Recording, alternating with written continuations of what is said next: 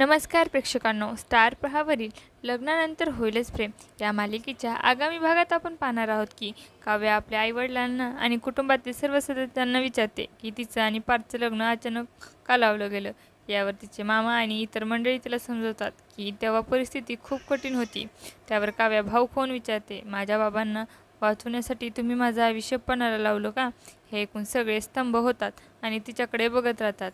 त्यानंतर काव्या स्वतःशीच बोलत असते, जी गोष्टी मला इतकं त्रास देत आहे तिचा मी काहीतरी शेवट लावलाच पाहिजे. सगळ्यांनी मिळून माझं लग्न लावून दिलं, पण आता हे लग्न मोडण्याचं काम मीच करणार, असा ती निर्धार करते. दुसरीकडे गुरुजी देशमुखाच्या घरी आलेले असतात आणि ते मानिलेला सांगतात की पार्थच्या आयुष्यात एक मोठं वादळ येणार आहे आणि कदाचित ते वादळ सुरूही झालं असेल. हे ऐकून मानिनी चिंतेत पडते.